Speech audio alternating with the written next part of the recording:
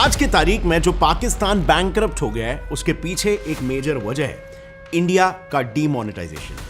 Yes, you heard that correct.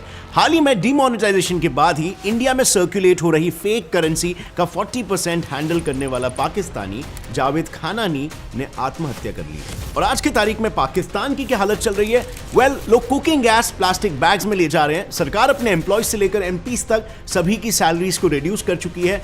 And in fact Pakistan के union minister ने तो अब ये तक कह दिया है कि अब से पाकिस्तान में एक वक्त की सिर्फ चाय पिया करो। लेकिन शायद पाकिस्तान को ये दिन नहीं देखना पड़ता अगर 2016 में इंडिया ने डीमोनेटाइजेशन नहीं किया होता तो। इनफैक्ट 2016 तक तो पाकिस्तान अपने पंजाब और बलूचिस्तान के ऑफिशियल गवर्नमेंट करेंसी प्रेसेस में नकली इंडियन नोट छाप रहा था। जम्मू एंड कश्मीर के डिप्टी सीएम निर्मल सिंह का तो यह भी कहना है कि पाकिस्तान तो अपने करेंसी से ज्यादा फेक इंडियन करेंसीज को प्रिंट करता था और इन्हीं फेक इंडियन करेंसी नोट्स से पाकिस्तान को हर साल 500 करोड़ का फायदा हो रहा था और इंडिया बर्बाद। पर अफसोस ये सब डीमोनेटाइजेशन होते ही एक झटके में बंद हो गया और उनके पास पड़े 500 और 1000 रुपए के नोट रातों रात रद्दी बन गए। हेलो फ्रेंड्स, मेरा नाम है गौरव ठाकुर और इंडियन मिनिस्ट्री ऑफ फाइनेंस की रिपोर्ट के अनुसार टोटल 1600 करोड़ की कीमत के FICN यानी फेक इंडियन करेंसी नोट्स 2010 में अब्रॉड से इंडिया में आए थे और इससे पाकिस्तान को कुल मिलाकर 500 करोड़ का फायदा हुआ। लेट मी एक्सप्लेन यू ये कैसे हुआ। सो डीमोनेटाइजेशन के पहले तक RBI को हर 1000 रुपए के नोट को प्रिंट करने में 29 रुपीज लग जाते थे। वहीं पर पाकिस्तान को इसके फेक वर्जन को बनाने में सिर्फ 10 रुपए ही ज्यादा लग रहे थे। तो पाकिस्तान ने इंडियन करेंसी के फेक नोट्स बनाना शुरू कर दिया। तो बेसिकली इन फेक नोट्स को पाकिस्तान इंडिया या नेबरिंग कंट्रीज में ब्लैक में बेच देता था और 1000% के मार्जिन तक। सो 1000 रुपए का नोट फॉर एग्जांपल जो कि 29 रुपीज में इंडिया में बनता है, पाकिस्तान में 39 रुपीज में बनता था उसका फेक नोट और वो उसे बेचते थे 350 से 400 रुपए में। एंड माइंड यू, ये मार्जिन भी कस्टमर कंट्री के हिसाब से चेंज होते रहता था। तो फॉर इंस्टेंस इंडिया में अगर वो नोट बिक रहा है तो वो 500% से 1000% के मार्जिन तक बिकेगा और अगर नेपाल या बांग्लादेश जैसे कंट्रीज में बिक रहा है तो 1000 से 1500% तक के मार्जिन में बिकेगा। और इसी FICN नेटवर्क से पाकिस्तान एक साल में 500 करोड़ का प्रॉफिट जनरेट कर रहा था। पर जब नवंबर 8 2016 को भारत में डीमोनेटाइजेशन अनाउंस हुआ,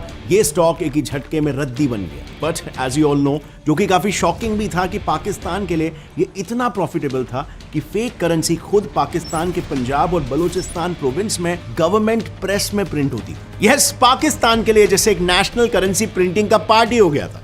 और इसीलिए जब पाकिस्तान अपनी करेंसी प्रिंट करने के लिए इंक और CWBN पेपर इंपोर्ट करता था, वो रिक्वायर्ड डिमांड से अक्सर ज्यादा बड़ा ऑर्डर होता था। और फिर साइमल्टेन डुअल ऑफसेट प्रिंटिंग मशीन में वो अपने करेंसी के बाद इंडियन करेंसी को प्रिंट करता था। अब वैसे तो ये फेक करेंसी की क्वालिटी रियल करेंसी जितनी अच्छी नहीं होती थी, पर RBI और IB ये दोनों का कहना है कि देखने में इतने सिमिलर लगते थे कि लोगों को मिसलीड करना काफी आसान हो जाता था। सो प्रिंट होने के बाद शुरू होता है स्मगलिंग का प्रोसेस, जो अलग अलग स्टेजेस में प्रॉपर्ली डिवाइडेड है। सो सबसे पहले तो ISI खुद ही होलसेलर्स को ढूंढती है जो फिर इन पैसे को स्मगलर्स तक लेकर जाते हैं। फिर ये स्मगलर्स कराची से इन 6 कंट्रीज में जाने वाली फ्लाइट्स को और उनमें जाने वाले कुरियर्स को आइडेंटिफाई करते हैं और अकॉर्डिंगली फेक करेंसी के कंसाइनमेंट्स को इन कुरियर्स के साथ अटैच कर देते हैं। अब कंसाइनमेंट के लैंड करने के बाद अब बारी आती है स्टेप नंबर 3 की, जिसमें इन 6 कंट्रीज से काठमांडू नेपाल या ढाका बांग्लादेश जाने वाली कनेक्टिंग फ्लाइट्स में ये कंसाइनमेंट्स ट्रांसफर कर दिए जाते हैं। फिर अपनी अपनी डेस्टिनेशन पर पहुंचने के बाद स्टार्ट होता है उस देश में ऑपरेट कर रहे स्मगलिंग सिंडिकेट्स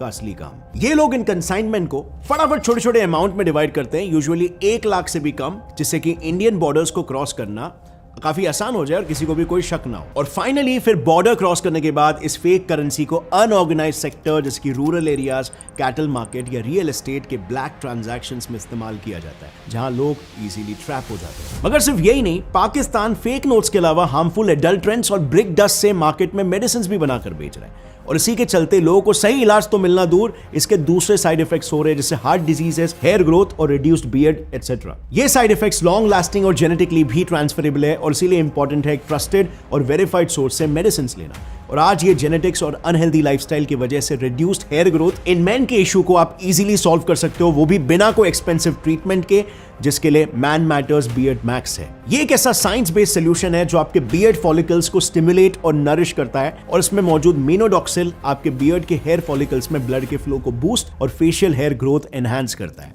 और सिर्फ 3 से 6 महीनों के अंदर ही आपके बियर्ड की डेंसिटी बढ़ जाती है। प्लस इस प्रोडक्ट की सबसे बड़ी खासियत यह है कि ये जीरो साइड इफेक्ट्स के साथ अल्कोहल फ्री और नॉन इरिटेटिंग भी है। तो आप भी इस प्रोडक्ट को इस वीडियो के नीचे दिए गए लिंक से ऑर्डर कर सकते हो। और साथ ही मैन मैटर्स आपको फ्री ऑनलाइन डॉक्टर कंसल्टेशन भी ऑफर करता है। तो अगर आपको कोई भी मेन रिलेटेड प्रॉब्लम है, including hair, acne, weight loss, mental health और even sexual problem, so click on the link in the description below to book a free consultation now. And now let's come back to the topic. So इससे पहले हमने fake money distribution की बात की, लेकिन ये तो सिर्फ एक नेटवर्क के जरिए है। एक और एक नेटवर्क है जो है टेररिस्ट और हवाला के थ्रू। एक बार माजिद बिलाल नाम के टेररिस्ट ने इंटरोगेशन के वक्त ये रिवील किया था कि पाकिस्तानी एजेंसीज का मैंडेटरी रूल है कि जब भी कोई टेररिस्ट बॉर्डर क्रॉस करेगा तो उसे अपने साथ फेक करेंसीज भी लेकर जाना है। ये टेररिस्ट इन बॉर्डरिंग स्टेट्स के रास्ते फेक करेंसीज को इंडिया में लेकर आते हैं और फिर राजस्थान, यूपी, आंध्र और महाराष्ट्र में इसे ओरिजिनल नोट्स के साथ एक्सचेंज कर लेते हैं। And as we discussed, at a fraction of the price. In fact, Majid ने तो ये भी बताया कि 2007 के हैदराबाद ब्लास्ट में इस्तेमाल हुए 5 करोड़ रुपए भी इसी तरीके से फेक करेंसी डिस्ट्रीब्यूशन के थ्रू ही आए थे। मगर ये इकलौता ऐसा जरिया नहीं है। इसके अलावा हवाला भी एक बहुत ही प्रोमिनेंट रूट है FICN के इंडिया में लाने का। और इसीलिए कई IB ऑफिशियल्स का तो ये भी कहना है कि इस रैकेट का हैंडलर दरअसल दाऊद इब्राहिम है, जो दुबई से आने वाले ट्रैवलर्स के थ्रू ये सब स्मगलिंग करवाता है। अब इस पूरे रैकेट के बारे में हम बहुत ही डिटेल में जानेंगे, लेकिन उससे पहले जान लेते दाऊद के सबसे करीबी दोस्त जावेद खाननी की फेक नोटों की फैक्ट्री के बारे में। So दिसंबर 2016 इंडिया में डीमोनेटाइजेशन होते ही एक Karachi based organisation Khanani and Kalia international money changers के डायरेक्टर जावेद खानानी ने खुदकुशी कर ली। अब खानानी वो इंसान है जिसने 2006 से उसके मरने तक यानी सिर्फ 10 साल में 2 लाख करोड़ रुपए की फेक करेंसी इंडिया में डंप की थी। अब इसका मरना इंडिया के लिए इसीलिए इतना प्रॉफिटेबल साबित हुआ क्योंकि पूरे फेक करेंसी मार्केट का 40% सप्लाई इसी के थ्रू जाता था। इस कंपनी की शुरुआत 1983 में हुई थी और देखते ही देखते ये फर्म फॉरेक्स मनी ट्रांसफर करने वाली टॉप ऑर्गेनाइजेशन बन गई। लेकिन KKI का असली प्रॉफिट इंडिया में फेक इंडियन करेंसी को पेनिट्रेट करने में था, जिसमें वो अंडरवर्ल्ड डॉन दाऊद के वजह से सक्सेसफुल हुआ। In fact US regulatory the financial crimes enforcement network ने भी ये ओपनली प्रूव किया कि खानानी और दाऊद के बहुत अच्छे रिलेशंस थे और वही उसका एक टॉप फाइनेंसर भी था। इनफैक्ट KKI की मदद से ही दाऊद लश्कर-ए-तौयबा और जैश-ए-मोहम्मद जैसे टेरर ऑर्गेनाइजेशंस को फेक पैसे भी पहुंचाता था। ये सब की शुरुआत हुई 1986 में, जब दाऊद इंडिया से भागकर पाकिस्तान चला गया। उसके बाद भी उसने इंडिया में क्राइम्स और एंटी इंडिया ऑपरेशंस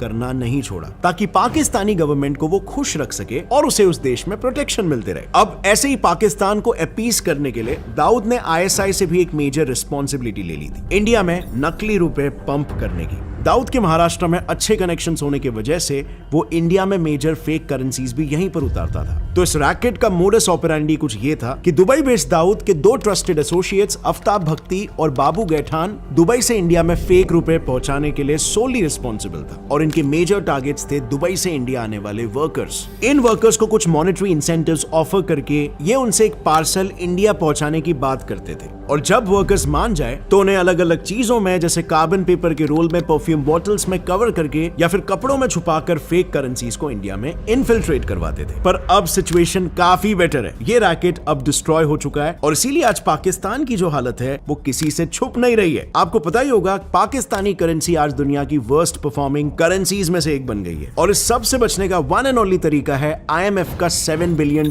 का बेल आउट पैकेज। पर इसे पाने के लिए भी पाकिस्तानी सरकार को अपने लोगों से 170 बिलियन रुपीस वर्थ के टैक्सेस को कलेक्ट करना होगा, जो ऑनेस्टली इस सिचुएशन में बहुत मुश्किल है। खैर, मैंने अराउंड 3 महीने पहले अपने इस वीडियो में पाकिस्तान की बिगड़ती इकोनॉमिक सिचुएशन को स्पेक्युलेट तो किया था, पर इस कोलैप्स के पीछे इंडिया का डीमोनेटाइजेशन एक छुपा हुआ तीर था जिसे बहुत से लोग नहीं जानते हैं। सो जैसे मैंने बताया कि जम्मू एंड कश्मीर के deputy CM doctor Nirmal Singh का यह कहना है कि पाकिस्तान में उनकी खुद की करेंसी से भी ज्यादा नोट्स इंडियन करेंसी के प्रिंट होते हैं। और तो और होम मिनिस्टर राजनाथ सिंह के हिसाब से तो ये फेक करेंसी टेररिस्ट के लिए ऑक्सीजन की तरह काम करते हैं। टेररिस्ट ही नहीं, ISI के लिए भी ये मेजर सोर्स ऑफ इनकम थे। बट देन 2016 में हुए डीमोनेटाइजेशन के बाद लुक एट दिस ग्राफ। कुछ टाइम तक तो पाकिस्तान इस रिजर्व ऑक्सीजन पर चलता रहा, पर वंस इट गॉट एग्जॉस्टेड तो पाकिस्तानी करेंसी तेजी से गिरने लग गई और इसी के साथ साथ टेरर फंडिंग पर भी एक मेजर झटका पड़ा। डीमोनेटाइजेशन के बाद आईएसआई को पूरे 3 साल लग गए अपने स्मगलिंग रूट्स को वापस ऑपरेशनल करने में, पर इसका